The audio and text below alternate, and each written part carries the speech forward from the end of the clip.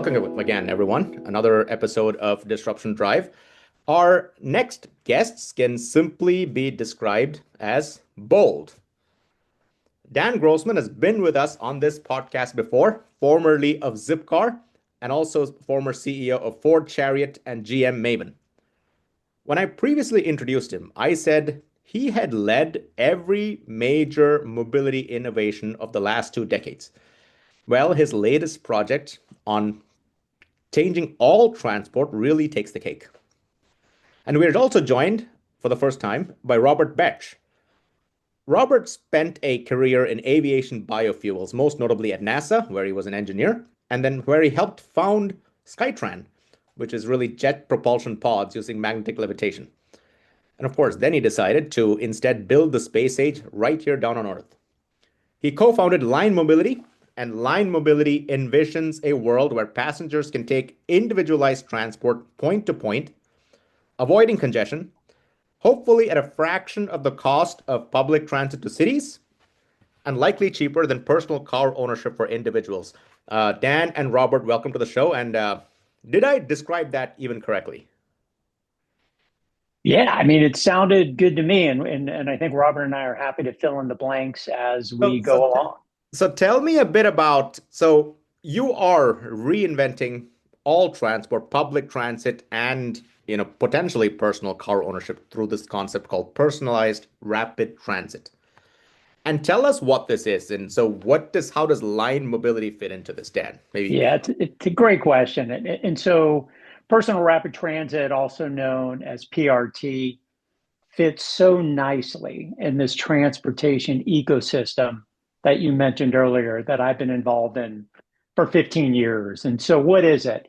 It's a public transport mode that uses small, automated vehicles operating on a dedicated guideway. So it's not kind of sharing a road with cars. It's on demand, point to point, for individuals or small groups. The vehicles typically hold 3 to 6 passengers, are fully automated, and stations are located on sidings, otherwise known as offline bays, allowing vehicles to bypass immediate stops and provide nonstop direct service, which is on demand. You just make a reservation through your phone like you would a traditional rideshare. Let's maybe to describe it in line mobility itself, let's maybe just share a video just to describe it to everyone how what this looks like. And it's pretty futuristic. So I'm gonna just rewind this for a second, and there you go. So let's just maybe describe this. Uh, so it's a and Robert, maybe you could just walk us through this, right? How maybe you know more about this than you envisioned the Yeah, entire. so the stations are unlike a train that stops at every station. When you board the system, you get on and vehicles don't stop at every stop. They only go to your final destination. So there's no red lights. There's no waiting for other passengers to board. You just get in and go, and it takes you to your final destination. So that's really we're adopting the freeway system, right? You would never stop on a freeway, and it's the same with our system. So this is the way you're avoiding congestion with a sort of elevated, dedicated track, but your pods are much smaller than, a train or, any sort of mass transit mechanism, similar to a car. But at the same time, you're able to, because your coverage is broader, you're able to potentially go door to as close to door as possible. Right. Exactly. And we're really we want to build small guideways, not like an elevated train that causes these huge shadows and looks ugly. These are very narrow guideways that can fit over a sidewalk and potentially go closer to your home because we can build more guideway because it's cheaper, so people don't have to go as far to get to the stations.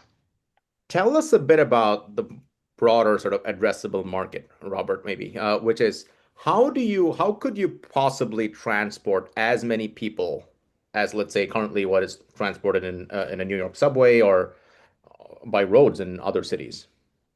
Yeah, the New York subway is actually very inefficient. It's heavily used downtown, but out in the suburbs, there's very little usage on those, these massive stations and a few people getting on. Our system is more like a freeway where you can fit lots of people on a freeway because the cars are close together. So we actually can move twice as many cars as a freeway lane and as many cars as a New York subway in most situations. But your line only has one lane, so cars are following each other, except that they could sort of like the Jetsons really Yes. follow their And own we can go paths. tw so think about a freeway. You typically drive 2 seconds apart in a freeway. We go 1 second apart. So we fit twice as many cars in the same space as a freeway lane. And is that how you're looking to possibly be an alternative to even personal car ownership, if within a city especially, or even at just any metro any distance, if Yeah, to get we're not gonna replace all cars, but families typically have 2 to 3 cars. So if we replace one of those cars with line, the potential savings is thousands of dollars per year. And it's actually for a lot of trips, this is a faster way to get there than a car. So I think we have a real shot at seriously changing the market share of cars in the US today. so maybe over to you, Dan. Let me and Robert for sure chime in. But it requires certain amount of infrastructure to be built. These are dedicated stations and lines. So tell us about that. What needs to be done for a city to basically adopt this? And what are you comparing against in terms of establishing cost supremacy and increased cost efficiency? Yeah, so Harry, look, let me state the obvious. Rail and subway systems cost billions of dollars and take up to a decade to construct. So PRT is a small fraction of that cost, and Robert can speak to, the cost per mile, but has a much faster and less intrusive construction period and has a flexibility to expand as demand patterns change. So imagine you build a subway or a traditional train and commute patterns change. Like you can't just like move the track and build it in under 10 That's a fair years point. where we have the It's more ability flexible as and the well. flexibility. Right, right. Yes. So technically, or maybe this is a question to either of you. You could move the station to a different. Yeah, I like to use the example of Chicago, right? Chicago is designed to bring everybody downtown, but there's been so much tech innovation in North Chicago. There's no way to get from West Chicago to North Chicago. You have to go through downtown. And So New York City is so the same way. Going to Queens to Brooklyn is really hard. yeah. So we really see ourselves as filling in for missing transit corridors in a very inexpensive way and providing a way to use transit without having to spend billions to expand the system. And you've mentioned one of the things I think I alluded to was you envision at least, the stations to be closer to people's, basically population centers than Yeah, railroad or metro stations. exactly. One of our key insights is the dual tracks like this, if you are often built with trains, but we like to build loops.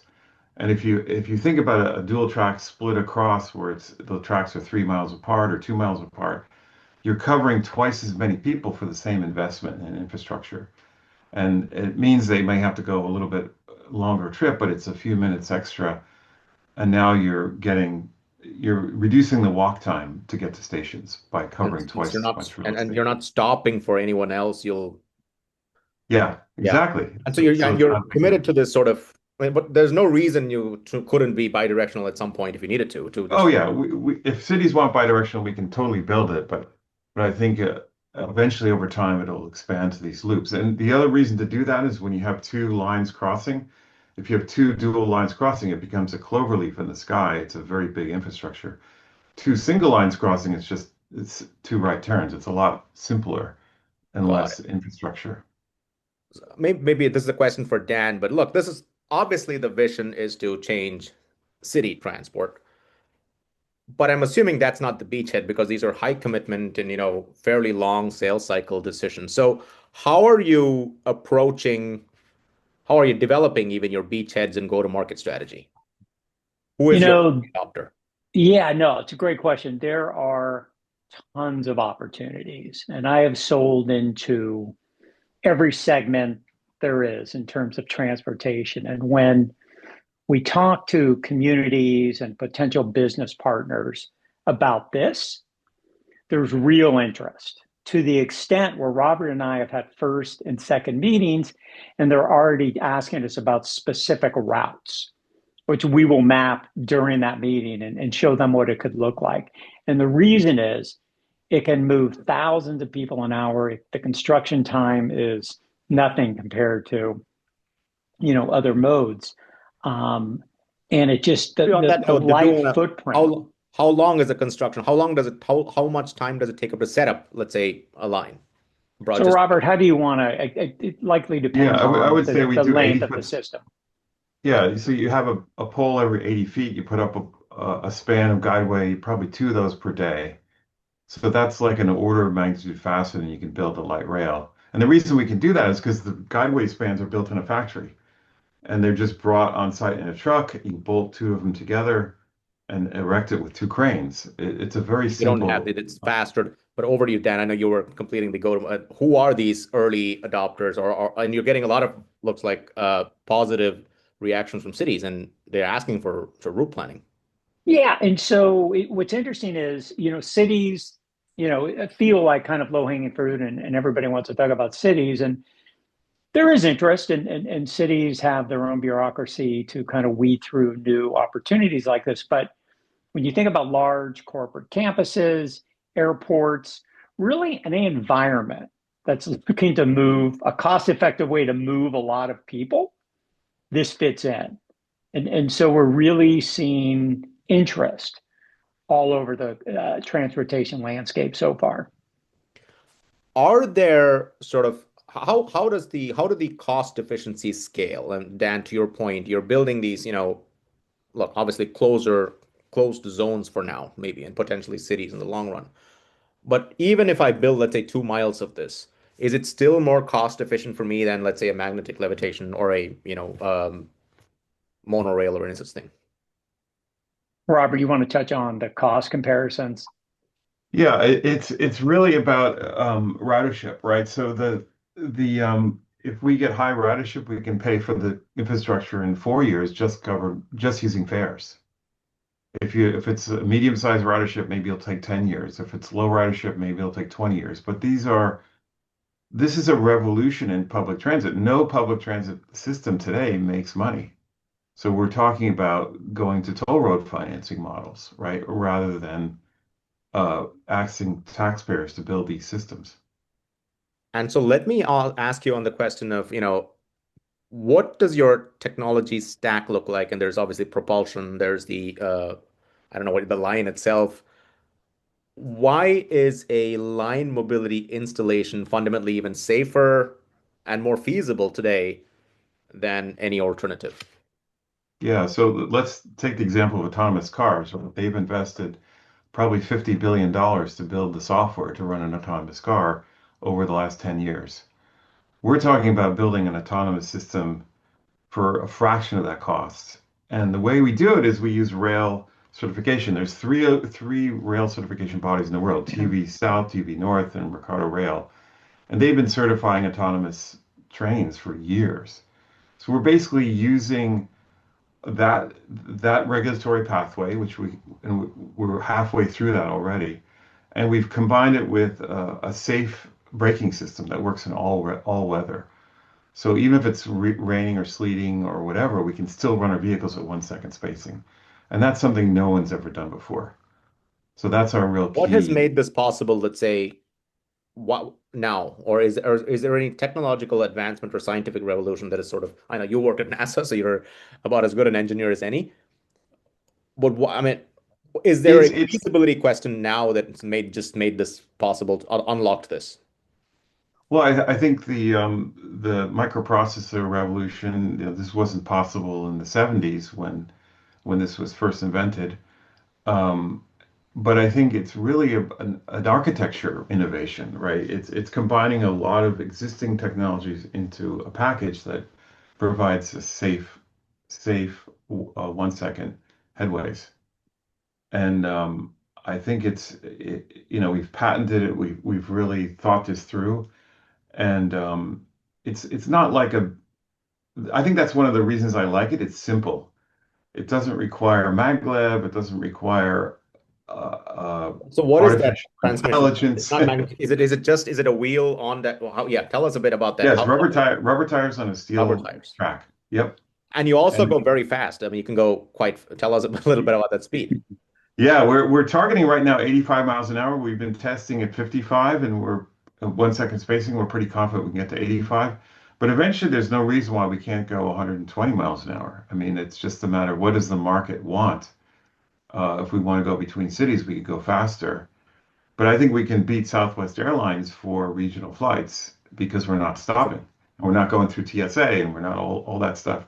And that may So be actually the eventual, that may be a great market, right? Where you could actually speed through as long as you build a line between, let's say, New York and Chicago, you could probably go faster than getting up, taking a cab all the way, checking into the airport, getting on the plane, getting delayed a couple of times. yeah, it's all about average speed, right? Our average speed is 45, 50 miles an hour within cities and 85 between cities. It's very difficult to go that fast in any other form of transit in a city. What sort of resiliencies are you building into the system to increase safety? Because yes, I understand that you've been certified, but look, at the end of the day, it is still where rubber meets whatever the line. Yeah, Are there we situations? don't rely on the rubber tires to brake. We have a separate independent safety brake, which is not dependent on, and that's why we can On deliver skids, this. for example, or fault.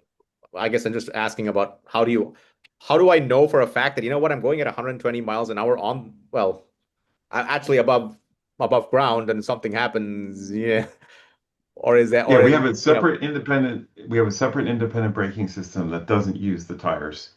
It's got it. it's tied into our whole infrastructure plan. And this is something the rail industry has developed over decades or a century. And we're just taking it to the next level in terms of performance, right? The rail industry never thought about 1 second spacing for trains, right? Their spacing is measured in minutes. So we've taken that basic technology and improved it for high performance. That's amazing. So maybe another question for you, Dan. It's you're obviously going to work. You're automating the future of all sorts of public and potentially private transport. But when you go into an ecosystem, say a city or let's say you know, um, um, university, what sort of jobs do you foresee creating or needing for line mobility to be successful, an installation to be successful? Yeah, I think this is a net add when it comes to jobs. We're not eliminating jobs. I mean, we have construction jobs, we have maintenance jobs, we have, folks that are monitoring the stations through remote monitoring and control centers. And so it's quite honestly, a whole new industry that I think, is going to provide tremendous opportunities in cities that we establish a presence. And so it's, especially the bigger systems, we have had conversations where we're looking at very large, systems over many, many miles. And, you have to manage that like you would any other transportation system. And, it reminds me, even in the earliest days of Zipcar, we're hiring like crazy. And I would encourage your listeners to take a peek at our website, look at job openings. This is a really exciting solution. And if you think you could add value, reach out. Absolutely. And so, Robert, so if someone wants to see an installation of, I know you're still very much, you're testing it out, you're validating the product as well. What are you working on right now? Where are you installed? And I know you're looking to, of course, deploy commercially in some markets, but where can someone even learn more about line mobility? Yeah, we've got our website and we're building a 1 mile test track where we're doing high speed testing up to 85 miles an hour with three vehicles so we can run the vehicles around the loop and then have the third vehicle launch from the station and merge between them. So that's all up and running now. And we're basically moving forward for manufacturing, like figuring out uh, the pod, what's that going to look like, lining up manufacturers for that. And we hope to be ready to sign purchase orders in the next year or so And for you're cities entirely vertically integrated. So you're building the tracks, you're building the pods, you're building the stations, managing it and all, the software. Yeah, and yep, orchestrating it all. yeah. That's incredible. Well, that's sort of all we have time today. And I'm reminded of I think there was a Steve Jobs quote who said, some of the people who often end up changing the world are those who are crazy enough to think about it. And I cannot think of a more I mean, this has been the most audacious, I would say, hopefully successful vision for changing public transport for all across the cities. But as I think we just talked today, this could be applicable as much as far away as multi-city replace plane travel. So everyone, again, wanted to thank Dan Grossman and Robert Baertsch for joining us on the show today, and hope all of you get to try out a line mobility transport very soon. Hopefully, anytime in the next couple of years, I hope. But Robert, maybe that's the one last question you want to answer. When can, let's say, a city dweller try out a line mobility? What would be the fastest, fulfillment of your vision? Realistic, fast. I would say we could have a system up in the city in 2 years. All A right. pilot project, a 2 mile pilot project in 2 years, 2 to 3 years. All right. So I'm not everyone getting listening, myself in 2 years. trouble here. Yeah. So 2 years from now, let's all try and aim to be in a line mobility pod. But wanted to thank Dan for being on the show again, and Robert Baertsch as well, co-founder of Line Mobility. And thank you so much for coming on the show. Thanks for Thank having you. us.